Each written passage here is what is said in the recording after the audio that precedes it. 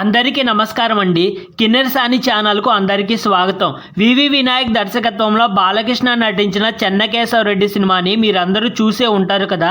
ఈ సినిమా వలన తెలుగు చిత్ర పరిశ్రమ ప్రతిష్ట చాలా దెబ్బతింది. ఈ సినిమా వలన తెలుగు సినిమాకు ఒక కళంకం వచ్చిందనే చెప్పాలి. ముందుగా చెన్నకేశవరెడ్డి సినిమా వలన తెలుగు పరిశ్రమకు ఏ విధంగా చెడ్డ పేరు వచ్చిందో మాట్లాడుకుందాం. ఆ తర్వాత సినిమా ఎందుకు యావరేజ్ అయిందో చర్చించుకుందాం. చెన్నకేశవరెడ్డి సినిమా కంటే ముందే రాయలసీమ ఫ్యాక్షన్ నేపథ్యంలో కొన్ని సినిమాలు వచ్చాయి. ప్రేమించుకుందాం రా, అంతఃపురం, జయం మనదేరా, సమరసింహారెడ్డి, నరసింహనాయుడు, ఇంద్ర ఇవన్నీ రాయలసీమ ఫ్యాక్షనిజం నేపథ్యంలో వచ్చిన సినిమాలే. అయితే ఈ సినిమాల వలన రాయలసీమ వాసులకు ఎటువంటి సమస్య రాలేదు. కానీ చెన్నకేశవరెడ్డి సినిమా వల్లనే రాయలసీమ ప్రాంతంలో మేధావులకు, ఉద్యోగులకు, ఉపాధ్యాయులకు చాలా కోపం వచ్చింది. ఈ సినిమా వాళ్ళు రాయలసీమ ప్రాంతాన్ని కించపరుస్తున్నారని, రాయలసీమ అంటే కేవలం నరుక్కోవడం, కొట్టుకోవడం, బాంబులు విసురుకోవడం అనే విధంగా చూపిస్తున్నారని, రాయలసీమ గౌరవ మర్యాదలను మంటగలుపుతున్నారని, రాయలసీమ అంటే మిగిలిన ప్రాంతాల వారు భయపడేలా సినిమాలు చిత్రీకరిస్తున్నారని రాయలసీమ ప్రాంతానికి చెందిన మేధావులు విమర్శలు చేశారు. ఇప్పటికీ విమర్శలు చేస్తూనే ఉన్నారు.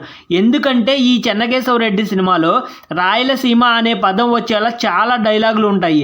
22 సంవత్సరాలు అయినా చొక్కాకు అంటుకున్న రక్తంలో వేడి ఇంకా తగ్గలేదు రెడ్డి గారు అనే ఒక పోలీస్ ఆఫీసర్ అనగానే అప్పుడు బాలకృష్ణ ఏమంటాడంటే, సీమది కదా కొత్త కొత్త కొత్తలాడుతుంది అని ఒక డైలాగ్ ఉంటుంది అనమాట బాలకృష్ణది. ఇంకో చోట బ్రహ్మానందం గారి డైలాగ్ ఒకటి ఉంటుంది అనమాట, పంచాంగం పక్కన పెడితే నేను కూడా పెద్ద ఫ్యాక్షనిస్టునే అని. ఇంత పిరికి వాడివి రాయలసీమలో ఎలా పుట్టావురా అని మరొక డైలాగ్ ఉంటుంది. పోలీస్ ఆఫీసర్ అయిన చిన్న బాలయ్య పెద్ద బాలయ్యను హెలికాప్టర్లో తరుముతుంటాడు. చిన్న బాలయ్యతో పాటు పోలీస్ కమాండర్లు కూడా పెద్ద బాలయ్య వెంట పడుతుంటారు పెద్ద బాలయ్యని అరెస్ట్ చేయడానికి అనమాట. అప్పుడు పెద్ద బాలయ్య అనుచరుడు ఒకడు సుమోలోంచి ఒక కమాండర్ మీద బాంబు వేసి మాది రాయలసీమరా అని ఒక డైలాగ్ వదులుతాడనమాట. అరే నాకు తెలియక అడుగుతున్నా, అసలు నిన్ను ఎవడడిగాడు నీది రాయలసీమ, నీది కోనసీమ, పట్టిసీమ, దివిసీమ అని ఎవడడిగాడు?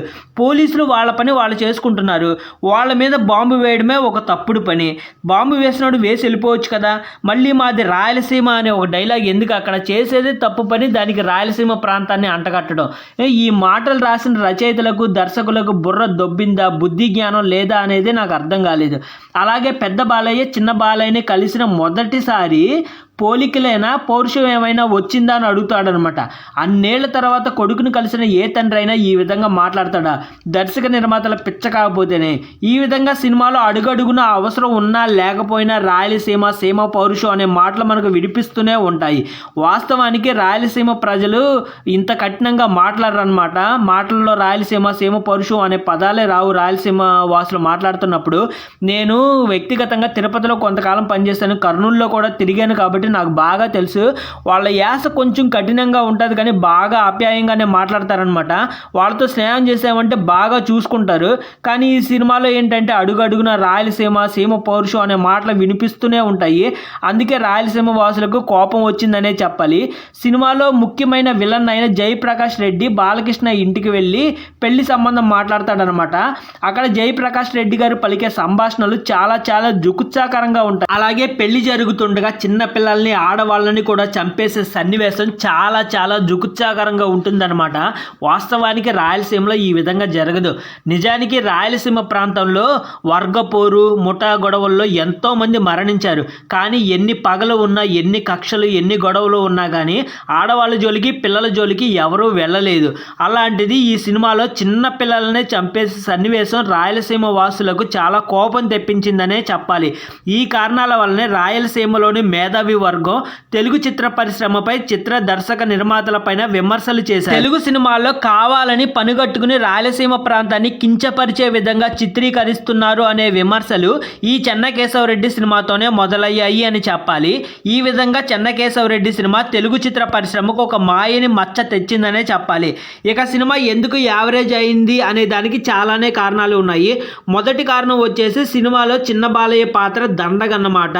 సినిమాలో అసలు కథకి ఈ చిన్న బాలయ్య పాత్రకు ఏ విధమైన సంబంధం ఉండదు. ఇక రెండవ కారణం, సినిమాలో చిన్న బాలయ్య పక్కన శ్రియ హీరోయిన్, చూడడానికి తండ్రి కూతురులా ఉంటారనమాట.